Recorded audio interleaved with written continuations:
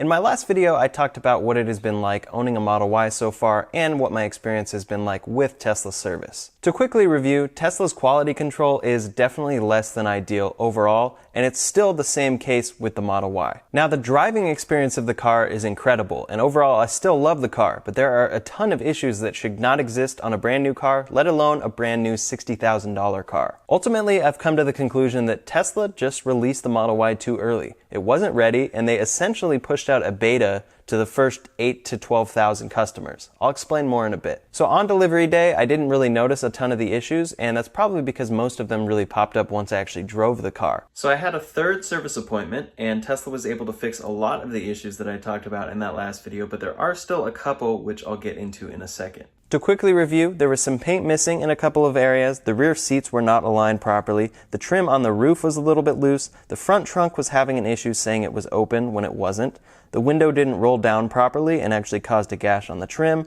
the headrest squeaked with every bump, the rear seats rattled, the driver's side window rattled, the front bumper over by the right headlight had this issue where when you push on it, it would give a little bit, and then overall the car just had this general settling sound. I had these issues looked at over the course of 2 service appointments because sometimes the parts weren't available, sometimes they weren't actually able to fix it, but sometimes they did fix things. But for the rear seat alignment, which to me is one of the most glaring issues on this car, Tesla said they just didn't have a fix for it yet since it's a brand new car. So that's where I left off in my last video, and I was planning to wait at least a week or longer to go to another service appointment because I already need one to get my windshield replaced, and I figured I'd talk about those issues in the next one. And just to note, the windshield broke because of a rock hitting it on the freeway, no fault of Tesla. Well, actually the same day I posted that video, I was driving the car around and the front trunk bug came back in full force, making it incredibly frustrating to even drive the car. It was popping up and flashing on the screen constantly that my front trunk was open, and then anytime I would try to go into autopilot, this is what would happen.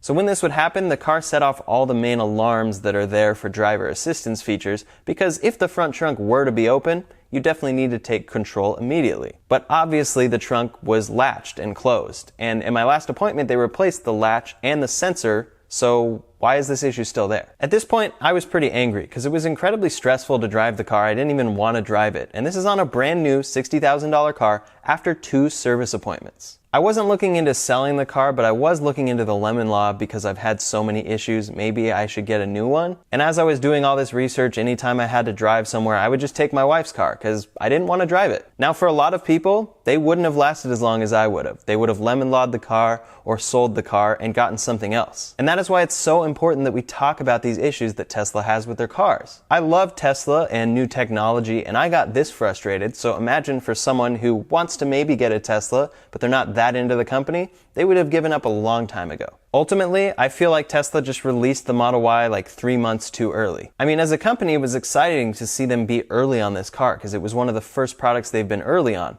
but they shouldn't have been. It was way too early. In any case, after this front trunk issue popped up, I went into the app right away to try to book a service appointment, and there wasn't one available at my service center for like another week. So obviously I needed to get it fixed faster because it was really stressful to even drive the car. It would still drive, it would just be flashing at me all the time, and I could never use autopilot. So I called the service center, left a voicemail, and the next morning they got back to me and basically said they have a ton of openings that day, so I actually just brought it right in. So I told them about this front trunk issue and said, even if I have to schedule another appointment for my other issues and you can only fix this today, I need this fixed right away. And they were totally understanding of it because they knew I had come back with the same issue. They stressed the fact that their head engineer would be on this right away, and I think he was actually already looking into what he could possibly do as I was pulling up. And I can imagine that this is pretty annoying for them as well as me because it's the same issue, the same guy coming back over and over again. So I dropped it off. They gave me another loaner Model S and they gave it to me for 2 days just in case, and I was on my way. So the next day I got a call back from them and they explained that the front trunk issue was actually an issue with the front computer inaccurately reading the sensor as faulty. Then they went on to explain that they'll keep it for another day because they're actually sourcing and expediting all the rest of the parts from other service centers. So there was a B-pillar, and then I needed my windshield replaced, and there were a couple other small things that I'll get into in a second, and they sourced all those parts, and they were going to be able to fix them within the next day. This was pretty exciting for me to hear because then I wouldn't have to come back a fourth time, and I imagine it's exciting for them as well. And also when I talked to them, it seemed like this isn't uncommon for the Model Y. It seems like a lot of people are coming in with Model Ys, and they're trying to expedite all these shipments and stuff because it's a brand new car and so many people are having these issues. They want to fix it for us. Real quick, if you're enjoying this video, make sure to subscribe to this channel for lots more about Model Y, Tesla, and tech in general. So the next day I went to pick it up and they walked me through everything, and I have to say, they really went above and beyond on this appointment. First and most importantly, they fixed the front trunk bug, and now I have driven it for a couple days and I have not seen that bug since. Yes! So I hadn't actually opened the front trunk since the appointment. The bug wasn't happening and I didn't have to use the front trunk. But now I'm using it and it feels so much better, so much more secure when I'm actually latching it.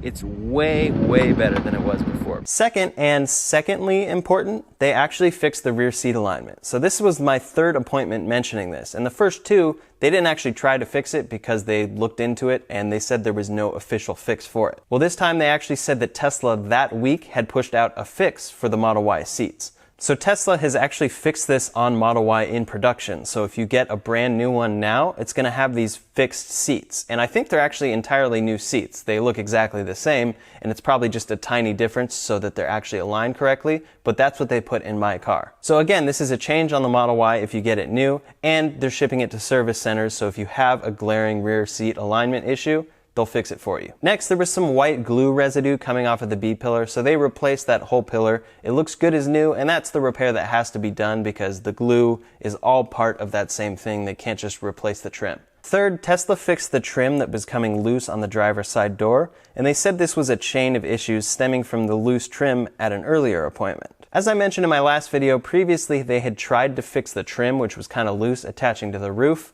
but it didn't really do much. Well, according to them, the trim is actually all connected, so it was kind of a chain reaction that was happening where it was loosening on the top and then it was loosening on the driver's side, and it probably would have just kept loosening. So they went and resecured all of the trim around the car, and now it looks so much better. It looks as good as new, which is kind of funny because new it came a little bit loose. If you're enjoying this video, make sure to give it a thumbs up so that more people can find it. The issue I was having with my front bumper, where you would press in on it and it would kind of give a little, they basically said there's nothing they can do about that. They had taken off the bumper, put it back on. It's just the way the bumper is, and they assured me that it's still totally safe and it doesn't affect the airbag systems or the crash sensors or anything. So that's definitely a disappointing one, but it's one that doesn't rattle or anything when I drive. It's only when I washed the car that I noticed that and figured it might be something that needs to be fixed. So those were all the issues I mentioned to Tesla, but they actually fixed a couple other things, and maybe this was proactively because they're like, this guy is already on his third service appointment. He's going to notice something else and bring it back.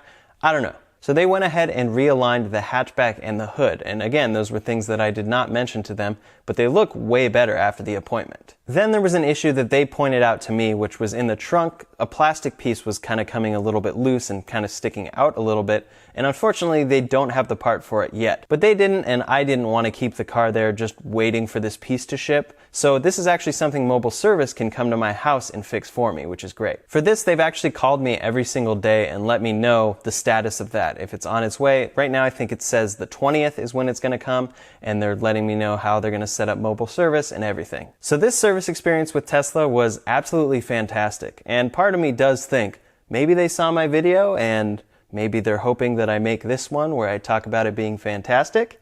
I don't think so, and I hope not. I hope this is how they would treat all customers who get a brand new car with this many issues, but let me know what your experience has been in the comments below. So I drove away from the appointment, everything was great, and then of course, right away I noticed that the rear seats are still buzzing in between them. They're perfectly aligned now, but they're still buzzing, so at this point I think it's just a design flaw on the Model Y rear seats.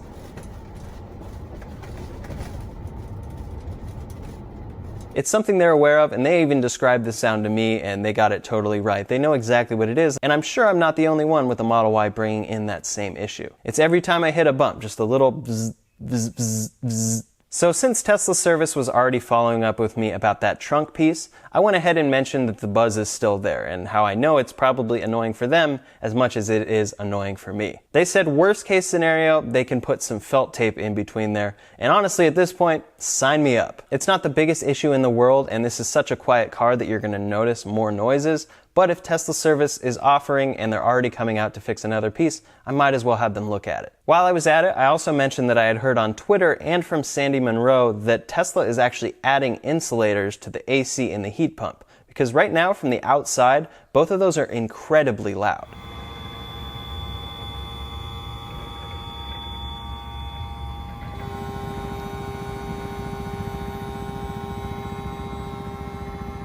Now inside it's normal, but as soon as you open a window or open the door, you immediately notice just how loud it is outside. So Tesla service confirmed with me that also within the past week, Tesla has made an official change to the Model Y, adding insulators to those two units. So as far as I know, new Model Ys are now shipping with the updated rear seats, with the insulator for the AC and the insulator for the heat pump. Additionally, Tesla service centers can now officially order these pieces for Model Y customers, their known issues, and mobile service should be able to install them for you. So for me, coming up, Tesla service is going to be fixing that trunk piece. They're also going to be fixing the buzz between the rear seats, and they'll be adding those two insulators. To me, this is just further proof that I bought a car that was not finished. I mean, in a couple weeks after mobile service comes out and I'm hopefully done with all these service appointments, I'll have 4 pieces that didn't even exist on the Model Y before that are now standard on the Model Y because they fixed issues. And that's the kind of stuff you're supposed to work out before production happens, which totally makes my car feel like a beta. So hopefully with all of these fixes, Tesla is now ready to take the Model Y out of beta